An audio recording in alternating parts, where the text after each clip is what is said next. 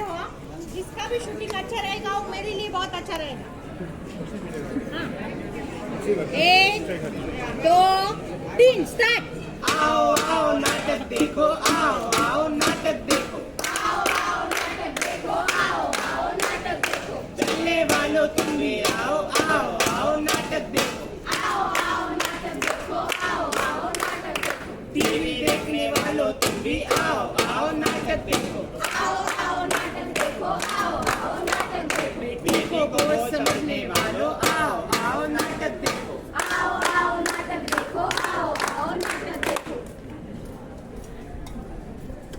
साहित्य की जानी मानी विधा है नुक्कड़ नाटक, जो आज हम आप लोगों के सामने प्रस्तुत करने वाले हैं। नुक्कड़ नाटक की यह खासियत है कि वह सामाजिक समस्याओं को नाटक के रूप में लोगों के सामने प्रस्तुत करता है। कन्या भ्रूण हत्या यह हमारे समाज की ऐसी एक सामाजिक समस्या है। कन्या भ्रूण हत्या के नाटक, कन्या भ्रूण हत्या के संवाद गौरी कोड़ेकर ने लिखे हैं और उन संवादों को हमने नाटक के रूप में रूपांतरित किया है। तो चलिए नाटक को प्रारंभ करते हैं। अरे बेटा तुम्ही शांत बसा, मी आपलं ऐकतंय। कन्या भ्रूण को मारना एक निंदनीय अपराध है। कन्या भ्रूण को मारना, क्या हम नहीं सीख सकते अपने बेटियों को पालना? क्या हम नहीं सीख सकते अपनी बेटियों को पालना? नमस्कार मित्रों, आज मैं और मेरे कुछ दोस्त आप सबके सामने कन्या भ्रूण हत्या पर एक छोटा सा नुक्कड़ नाटक प्रस्तुत करना चाहते हैं। तो चलिए शुरुआत करते हैं हमारे वर्तमान से। कन्या को बुलाइए, वर को बुलाइए। अब आप एक दूसरे के गले में वरमाला पहनाएं। ओम मंगलम भगवान विष्णु मंगलम गरुड़ध्वजा मंगलम पुंडरीकाक्ष मंगलाय तनोहरि। आज से आप दोनों पति पत्नी हुए और कुछ ऐसा होगा हमारा भविष्य। वर को बुलाइए, दूसरे वर को बुलाइए। अब आप एक दूसरे को गले में वरमाला पहनाइए। ओम मंगलम भगवान विष्णु मंगलम गरुड़ध्वजा मंगलम पुंडरीकाक्ष मंगलाय तनोहरि। आज से आप दोनों पति पत्नी हुए। क्या हुआ दोस्तों, चौंक गए ना? यह जो परिस्थिति आप लोग देख रहे हो, चलिए जानते हैं इसके पीछे का कारण। लेकर चलते हैं आपको एक अस्पताल। वहाँ क्या हो रहा है आप अपने आंखों से देखिए। डॉक्टर साहब सोनोग्राफी कक्ष से बाहर आते हैं। डॉक्टर साहब क्या हुआ? अरे रुकिए, बताती हूँ। आपके कहने पर हमने आपकी बहू की सोनोग्राफी की, जो कानूनन अपराध है, क्योंकि हमने ये जोखिम उठाया कुछ पैसों के लिए और आपकी बहू को फिर से बेटी होने वाली। क्या फिर से लड़की? हे भगवान, पिछली बार भी हमने इसका इसी कारण गर्भपात किया था, फिर से? नहीं बाबूजी, इस बार नहीं। पिछली बार भी मैंने आपकी बात मानकर मेरी पहली फूल जैसी बच्ची को मेरी पत्नी के पेट में ही मरवा दिया था। इस बार ऐसा नहीं होगा। मेरी बेटी को मैं इस दुनिया में लाऊंगा, वह जन्म लेगी और खुशी से बड़ी होगी। नहीं बेटा नहीं, यह कदापि नहीं होगा। बाबूजी, पिछली बार मैंने आपकी बात मानकर मेरी बेटी को मेरे कोख में मरवा दिया था, पर इस बार ऐसा नहीं होगा। अब मैं किसी की नहीं सुनूंगी। मेरी बेटी इस दुनिया में आएगी और जन्म लेगी। यह क्या हो रहा है?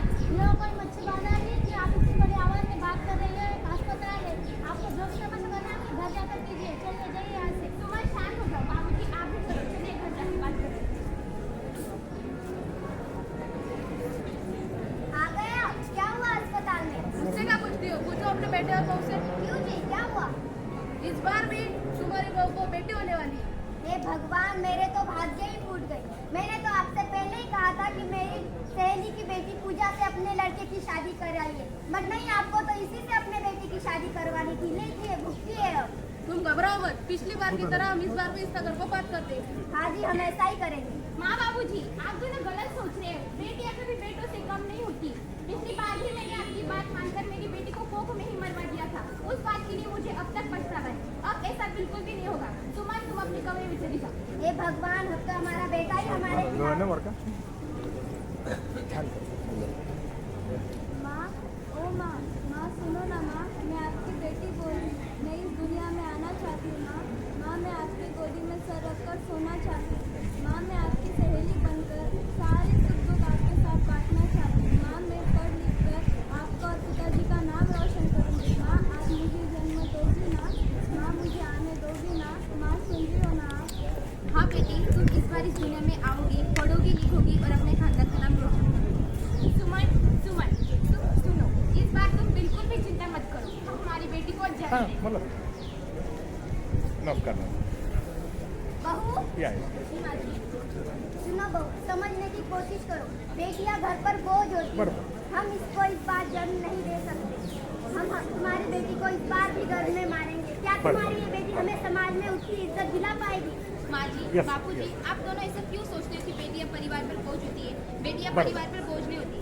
बेटियों से तो हमारा संसार फक्त चलता है। 5 मिनिटात बेटियां पाठवा, किसी की 5 पत्नी, मिनिटात पाठवा. बहन, छोटासा बहू कार्यक्रम और हा, किसी की हा, माँ मुलं होती है। कार्यक्रम बेटियों से junior तो हमारा college चे. जीवन चक्र समोर चलता बोलू द्या है। मी आपल्याला. माँ जी, बापू जी, आप दोनों को बेटियों के प्रति अपनी पूरी सोच को बदलना होगा। मेरी बेटी इस दुनिया में आएगी और मैं उसे बड़ा करूंगी। हाँ माँ बाबू जी, तुम्हारे सचिनों के लिए बेटियां घर का बोझ नहीं, घर का मान होती है। हमारा निर्णय ठाम है, हम हमारी बेटी को इस दुनिया में लाएंगे और जरूर लाएंगे। तो देखा दोस्तों, जब तक इस परिस्थिति में बदलाव नहीं होगा तब तक बेटियों को यूं ही गर्भ में मार दिया जाएगा। हम तो कहते हैं कि बेटियां सावित्रीबाई फुले है, जीजा माता है, मदर टेरेसा है, कल्पना चावला है, लक्ष्मी है, सरस्वती है, तो वह महाकाली भी है। ऐसी बेटी का जन्म तो हम सभी के लिए गर्व की बात होती है। तो चलिए आज सब साथ मिलकर ये निश्चय करें, बेटी जन्म लेगी, बेटी पढ़ेगी, प्रगति होगी। बेटी जन्म लेगी, बेटी पढ़ेगी, प्रगति होगी। बेटी जन्म लेगी, बेटी पढ़ेगी, प्रगति होगी। धन्यवाद।